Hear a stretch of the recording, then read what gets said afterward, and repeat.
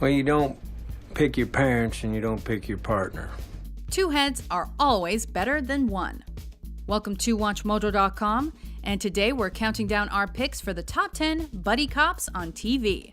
For this list, we picked the best crime-fighting duos on television, who range from brave police officers and talented detectives to private eyes. However, if there are romantic overtones and sexual tension between the pair, we've decided to exclude them, since they're not exactly buddies. They got to her, Scully. They were here. They must have threatened her. That's enough, Mulder. We don't know anything. Number 10, Hank Schrader and Steve Gomez, Breaking Bad. How we liking that? We never used that before, did we? Isn't that the name of a breath mint? What? Icebreakers, right? Breath mint? Nobody's been thinking that. You think about some big-ass ship in the North Pole breaking ice. Says you. I'm gonna be thinking Operation Breath Mint. I'm thinking Operation Breath Mint every time you and me are on a stakeout together, all right? As intense as this series got, these two officers were always hard at work, finding Albuquerque meth dealers and new ways to crack each other up. Driver's license says Emilio Koyama. Asian. Pay up, sucker. Hey. First name Emilio. That's at least half a beaner. Off-color jokes and racist jabs aside, the loyalty, trust, and mutual respect between these two DEA agents made them a fearful combination, whether they were interrogating criminals or searching for suspects. I told you it was only a matter of time before this guy booted up again. Here we go, my friend. Don't hate me because I'm beautiful, Gomi. Just apologize and buy me a beer. When Hank was hurt in the line of duty, Gomi became his right-hand man, helping him out whenever necessary. I don't know, what do you call that? Green? Sage. Sage? What, do you work the fucking Pottery Barn? Jesus. Unfortunately, their great teamwork ultimately led to a head-on collision with Heisenberg's criminal empire. Police! Drop your weapons! Number 9, Lenny Briscoe and Ray Curtis, Law and Order. I thought if you said enough Hail Marys, all was forgiven. God forgives you, not your wife. The pairing of a seasoned veteran with an up-and-coming rookie seems to always work, and that was the case on this long-running show. Now what? Oh, please, let me take that. Lyle Christopher, you're under arrest for the murder of Ruth Thomas. You have the right to remain silent. Anything you do say can and will be used against you in a court of law. However, it was the younger detective Ray who provided the no-nonsense crackdown on crime, always seeing things in black and white and sticking to his morals in the midst of adversity. While the more experienced Lenny liked to crack jokes when faced with lawbreaking. I didn't become a detective to investigate dead animals. Oh, come on, Wilbur. Somebody killed a horse. You're not gonna let him get away with it, are you? Confronted with murder and tricky situations, these two built a relationship that saw them support each other through their own devastating personal tragedies. Send her my love, will you? Well, he'll come visit. The girls want to see their Uncle Lenny. Definitely. Anything. Ray, I don't care what time it is. Just pick up the damn phone, okay? Number 8, Jonathan Baker and Llewellyn Poncherello, Chips. Sometimes with all that happens to me, I wonder if he really likes me. Who? Getrea? No, God. I know Getrea doesn't like me. This lighthearted show brought viewers the funnier side of being part of the California Highway Patrol. It also showcased the sunnier side of cop work, because this duo always seemed to find a way to pursue the bad guys in a high-speed chase through sunny California, sometimes even out of the blue. Never anything new and different.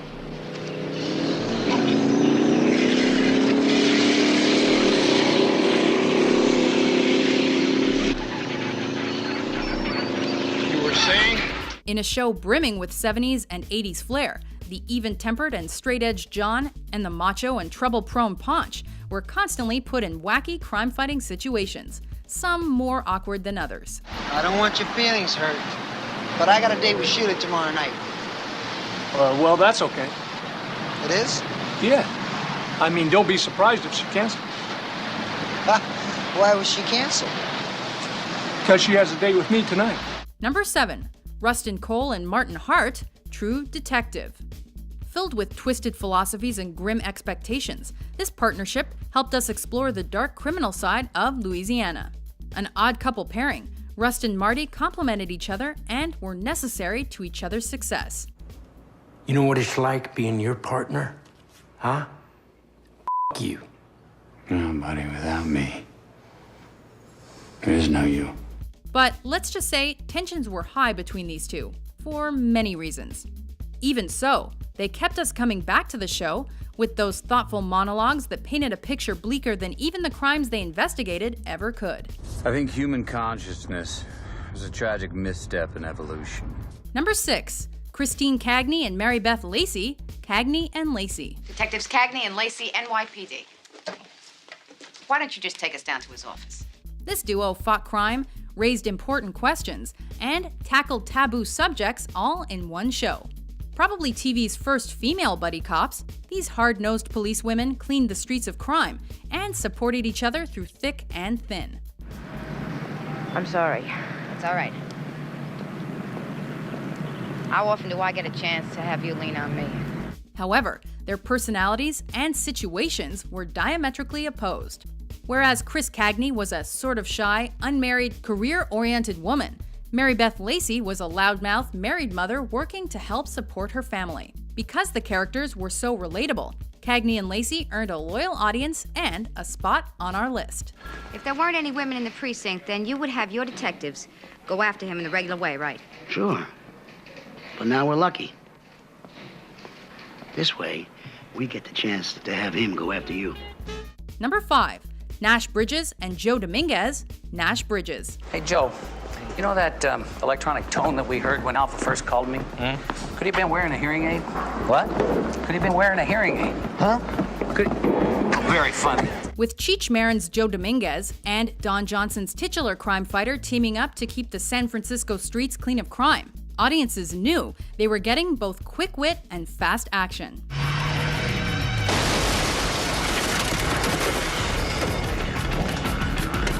All right, go get him, Joe.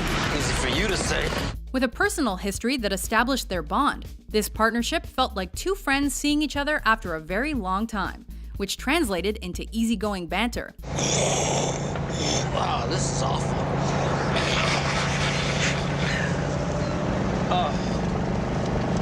I'm gonna pretend I didn't see that. However, we also have to give a shout out to Nash's prized yellow Barracuda convertible, which deserves credit for helping to bust dangerous criminals and psychotic ne'er-do-wells. You know, we probably should go over these CUDA rules. I mean, what are the official CUDA rules? Well, you want the whole list? Yeah. No problem. No problem. No eating, no drinking, no smoking, no profanity, no sweating, no disrespect of any kind while you're in and around the CUDA, which is probably the finest muscle car ever made on the planet, and was bequeathed to me by my brother. Are we clear on this? Oh, by the way, I have the right to change or add to the CUDA rules at any given moment without notice. Number 4, Sonny Crockett and Rico Tubbs, Miami Vice.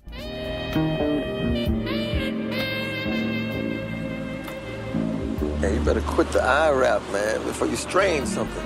With Don Johnson again as half of the crime-fighting pair, this series showcased Miami's seedy underworld as Crockett and Tubbs went undercover to find drug lords and save lives. You need me, Crockett.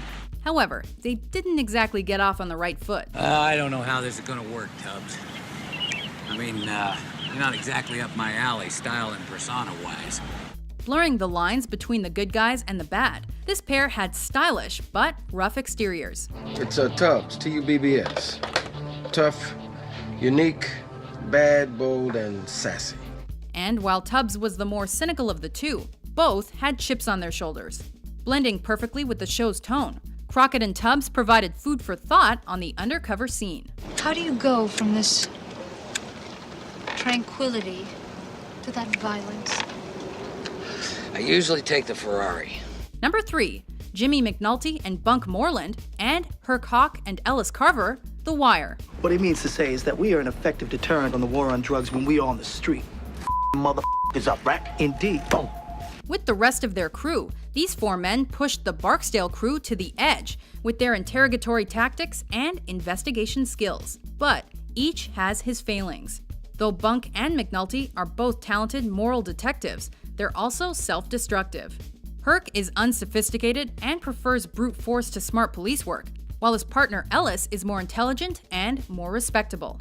With the cartel's operations threatening to destroy Baltimore, These officers did whatever it took to bring down Avon Barksdale and Stringer Bell. What's the matter? The buck can't swim. I ain't too good at floating either. Like we said, whatever it took. Jimmy, it ain't the same up there without your ass. Oh, no? Better, actually. Hey. Number 2, Sherlock Holmes and John Watson, Sherlock. We don't know a thing about each other. I don't know where we're meeting. I don't even know your name. I know you're an army doctor and you've been invalided home from Afghanistan. I know you've got a brother who's worried about you, but you won't go to him for help because you don't approve of him, possibly because he's an alcoholic, more likely because he recently walked out on his wife. And I know that your therapist thinks you're limp psychosomatic, quite correctly, I'm afraid. It's enough to be going on with, don't you think? This famous crime-solving partnership jumped from the literary pages into the modern day with this BBC adaptation. As always, Holmes is a genius, able to deduce information from the smallest clues. But he's arrogant, condescending, and difficult to work with. Watson, on the other hand, is kind, empathetic, and the polar opposite of his partner. Henry? Shut up. Which is why, when they work together to bring down crooks, they sometimes scuffle. But the more cases they solve together, the tighter their bond becomes, with Watson bringing out the humanity in the iconic detective. You mean... Yes? I'm your... best friend? Yeah, of course you are. Before we reveal our number 1 pick, here are a few honorable mentions. Yes, and that's what you object to, isn't it? And not that she's a con artist, but that she's so good at it. Maybe even better than you. Not at all. All right, yes. Well, this must be the place. What is it with men and boobs, anyway? Biological. We can't help it. But doesn't it bother you that they're so obviously not real? Santa's not real. We still love opening his presents. You wanna go check it out? No, I can't. I start flashing my badge. They'll scatter like rats.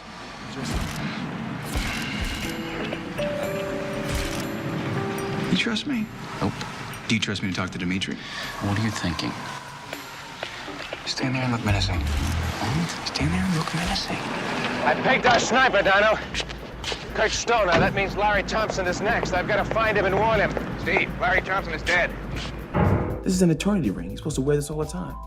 And it's usually given to you by someone you know intimately. Why do you know that? I gave one to Jessica Chan.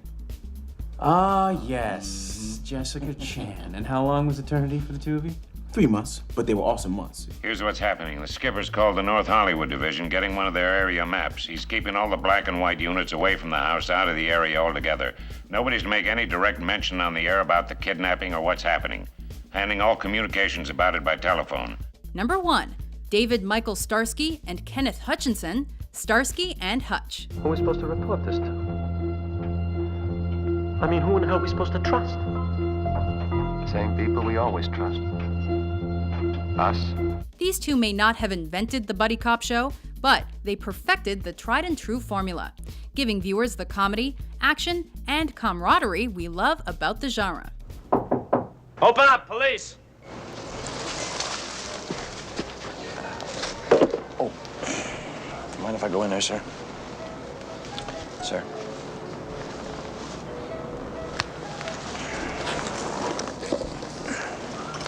Appreciate it. Like any good buddy cop duo, they sometimes had to break the rules, but they always fought squarely on the side of good. Next time we do it by the book, huh? Patrol and Fairs ain't complaining, are they? Crime in Southern California was no match for street-smart New York native Starsky and more cerebral Minnesota transplant Hutch. And that's why this pair earned its place at the pinnacle of police partnerships and our primary pick. You're my pal, Hutch. Do you agree with our list? Were there any good old-fashioned team-ups we missed? For more hard-hitting top 10s published every day, be sure to subscribe to WatchMojo.com. Let's get out of here, Mulder. As fast as we can.